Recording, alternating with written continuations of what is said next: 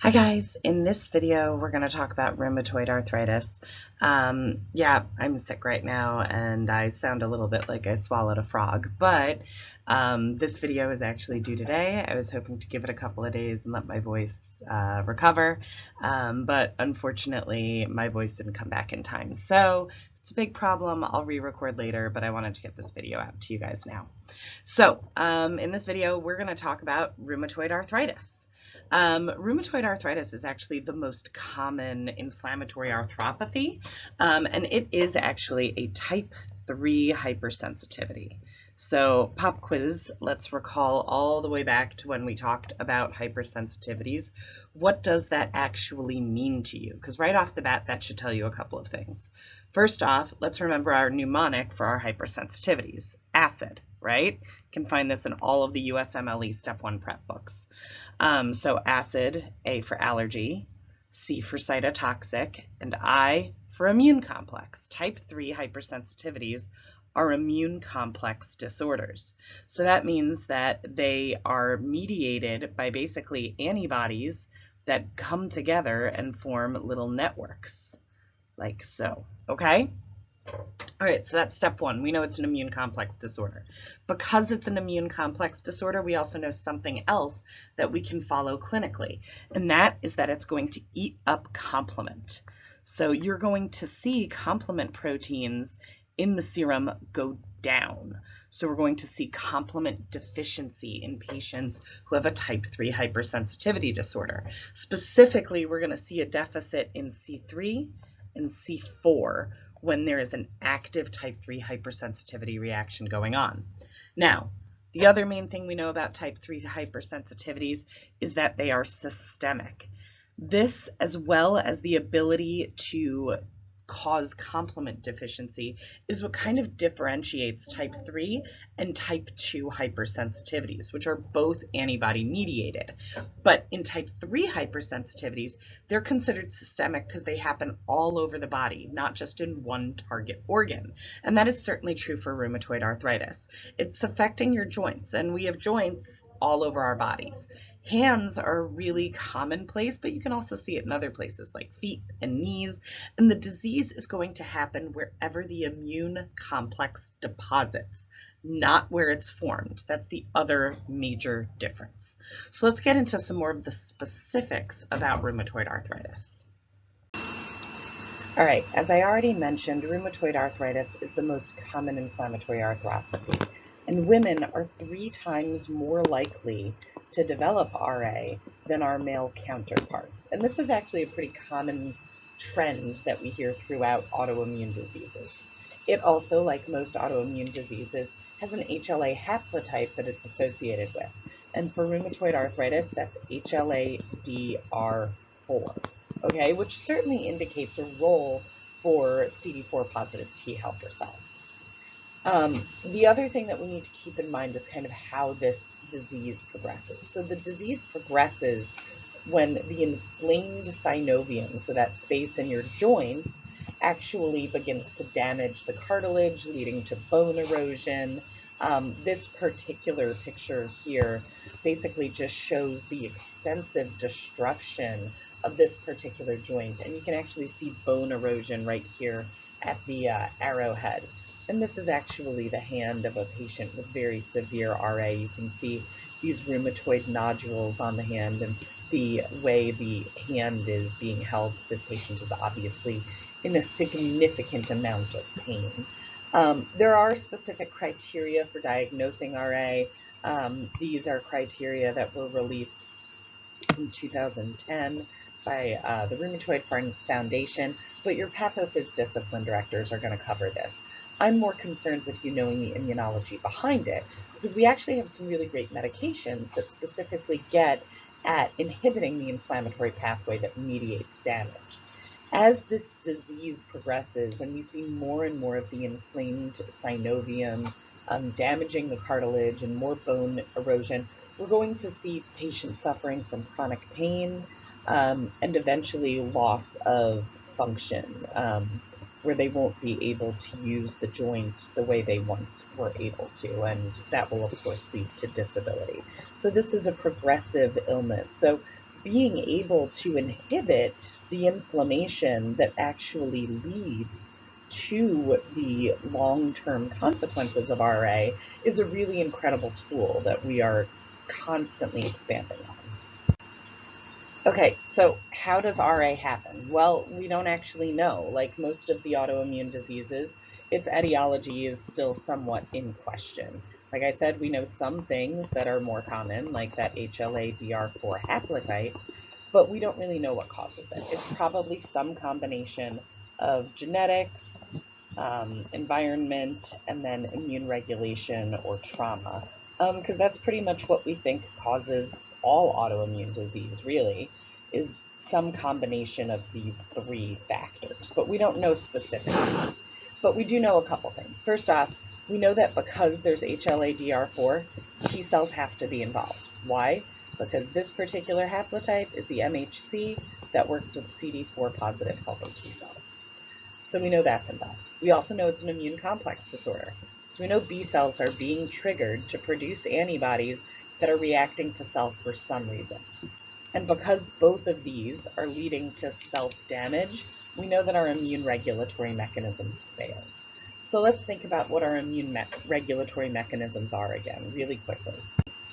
Now, in this video, I'm really going to focus on the B cells. We actually reviewed T cell tolerance in type 1 diabetes, and we first actually introduced these concepts of central and peripheral tolerance as it pertains to B cells and T cells in your immunology block. And I have videos that go over those, so you can search my YouTube channel for those. But for instance, for B cell tolerance, let's just kind of go through a recap. When we created our B cell receptor, we did it through a seemingly random rearrangement of exons in the BDJ rearrangement pathway. And this kind of random process basically makes it so it's very likely that we're creating self-specific antigen receptors.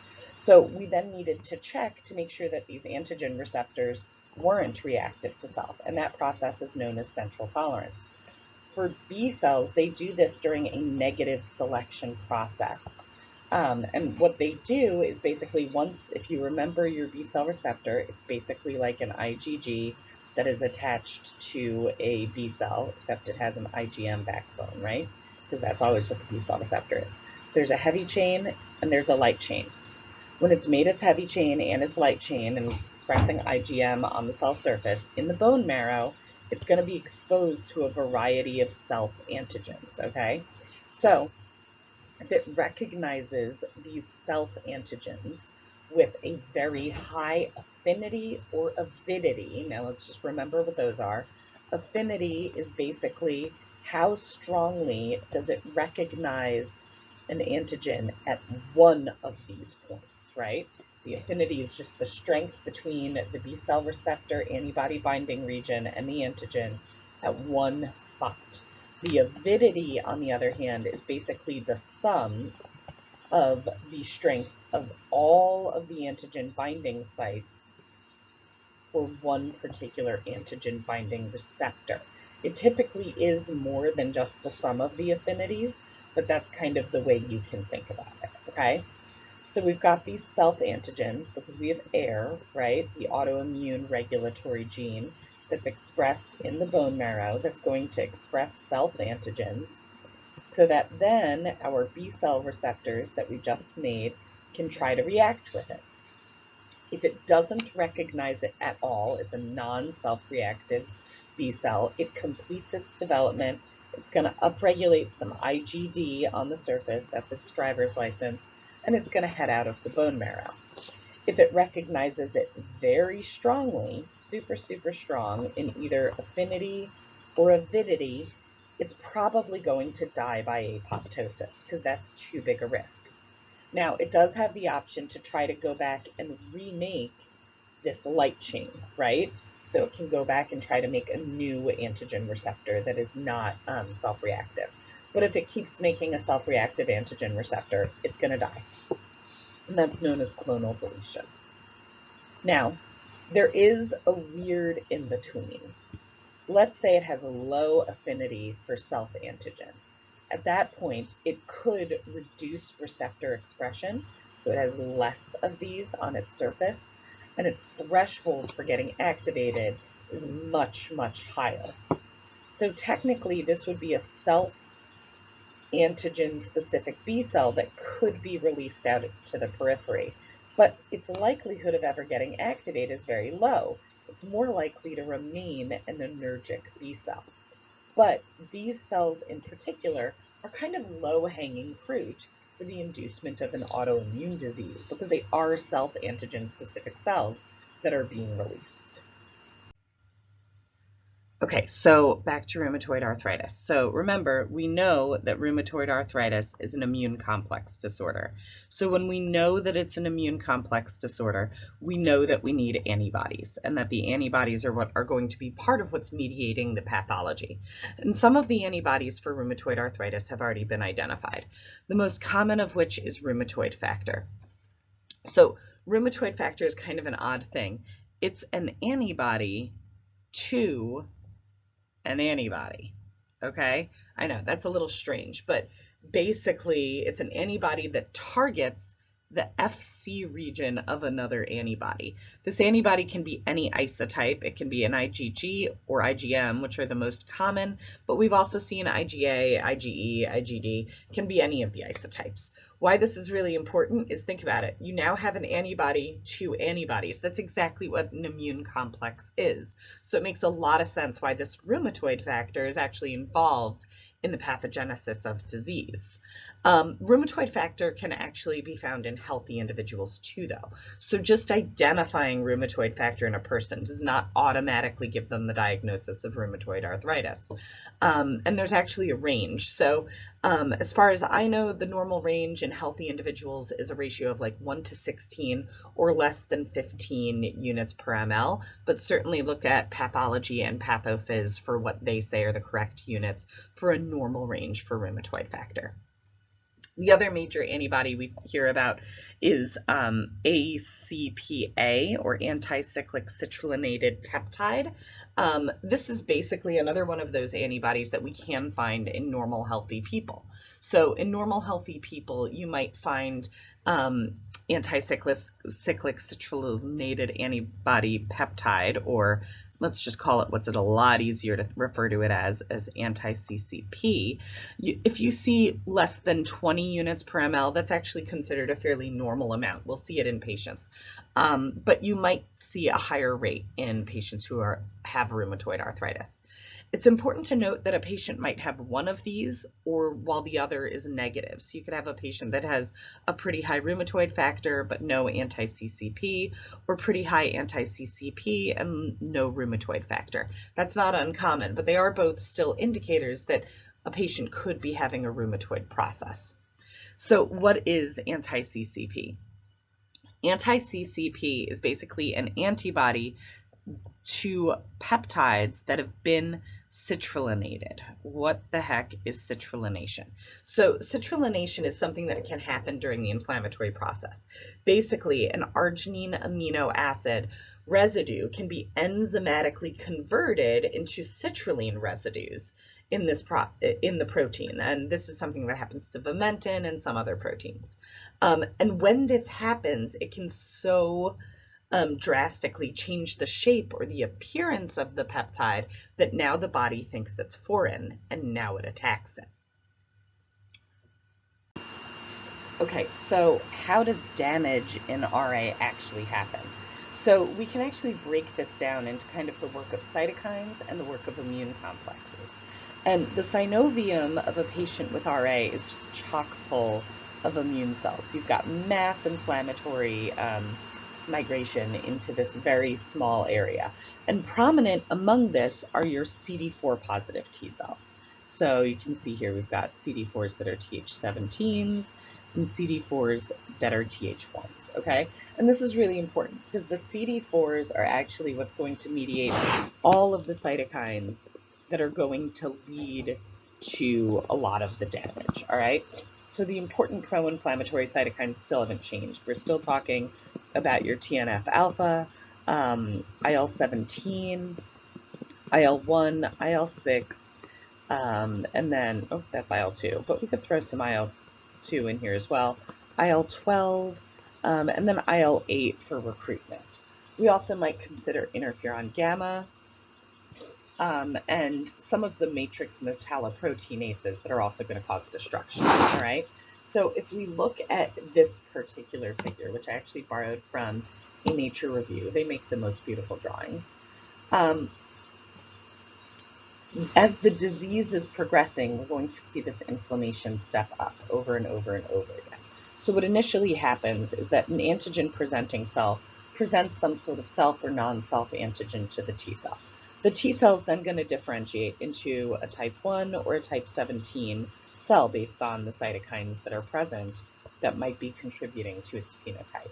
These cells are then going to induce macrophages to secrete some more pro-inflammatory cytokines. And those pro-inflammatory cytokines are going to kind of feed this cycle forward, right? So when the macrophage produces more interferon gamma and IL-6, we're going to get more Th1s and Th17s. At the same time, we're now going to have B cell help, right? So you're going to have this Th1 working with this B cell along with CD40 and CD40 ligand and cytokines, leading to the B cell to secrete antibodies. So like your rheumatoid factor and your anti-CCP.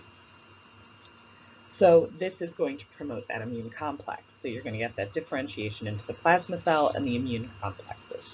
The immune complexes are going to drain complement, basically, and eat up all of the complement so that the liver can't really keep up with the demand for the new complement proteins.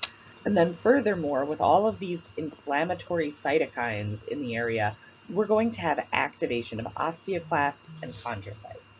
And the osteoclasts and the chondrocytes becoming activated is actually really bad because they're going to secrete enzymes which are further going to damage and destroy the cartilage and the bone. And that's what's actually going to mediate all of this pathology that we associate with this. Although I haven't mentioned it much, TNF-alpha is actually a really key player in all of this. And it's a very potent pro-inflammatory cytokine. And one of the reasons we know it's a key player is that we actually have drugs that inhibit TNF-alpha. And when we inhibit TNF-alpha, a lot of patients actually have some relief, and it's because it cuts down the overwhelming inflammation in the joint. This tells us that Tregs could actually play a huge role in inhibiting all of these pro-inflammatory actions.